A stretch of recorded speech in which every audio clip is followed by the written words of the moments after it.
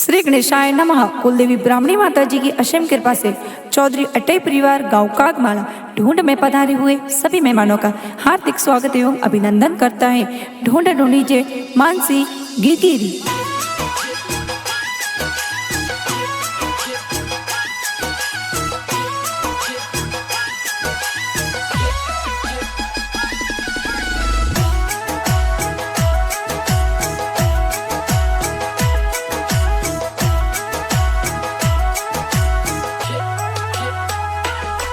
अरे हाव हो नाडो पालनियों नी ओरो में ढलाव हो रहा। अरे मानसी की गिरो पालनियों नी पोलो में ढलाव हो रहा। जी आवतड़ा जावतड़ा मानसिर पापा जी हुलरावे हो रहा। जिने जी रम जी पापा जी ये पालनियों हुलरावे हो रहा।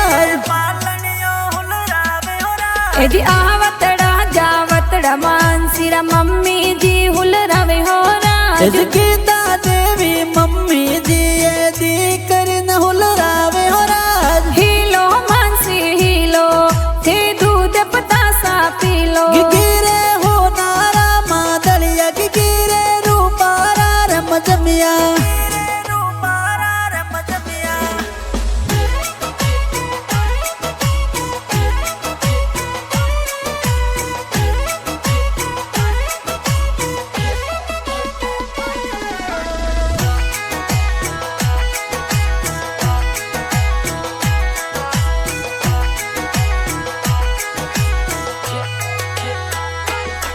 एज चौधरी औरी पोला हमारे संगड़ो गेरो बाजे हो रहा। अटी सतरी और पोलो माए मानसी की ढूंढे हो रहा। एज मानसी की गिरे कारणे काग महला में संगड़ो बाजे हो रहा। अरे हिलो मानसी हिलो थे दूध पतासा पीलो।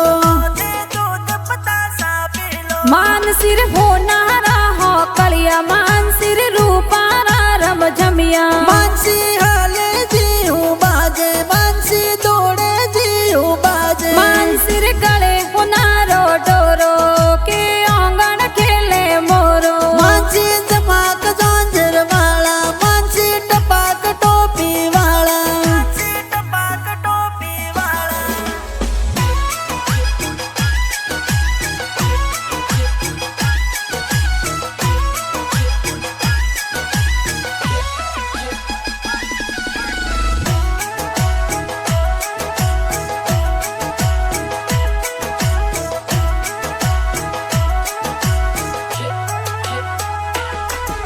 जी हाव हो नारो पालनो ने पोड़ा में ढलाव हो रहा। जी ठकरा रम जी दादो साए लाड गणो लाडावे हो रहा। जी आवतड़ा जावतड़ा मानसिर दादी सा हुलरावे हो रहा। जी अम्मिया देवी दादी साए पोतरी न हुलरावे हो रहा। जी आवतड़ा जावतड़ा मानसिर नोनो सा हुलरावे हो रहा। जी रघुनाथ राम जी नो साए हालरियों ले आवे हो रहा। जी आवतड़ा जावतड़ा मानसिर नोनी लाड लड़ावे हो रहा। जी हरो देवी नोनी साए हालरियों पेरावे हो रहा।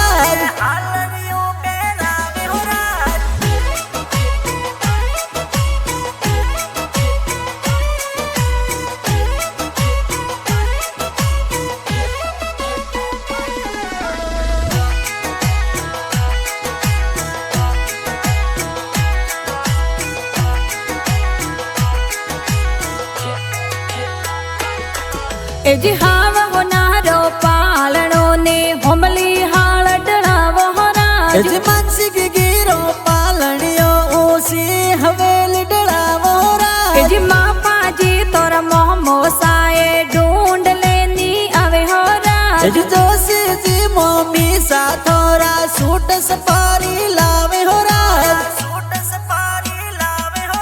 जी चमना रम जी मोहमो सा गलियारी चैन गड़ावे हो रहा। जी वादली देवी मोमी सा पगोरी पहलिया लावे हो रहा। जी मेगा रम जी मोहमो सा गलियारो गजडोर लावे हो रहा। जमिया देवी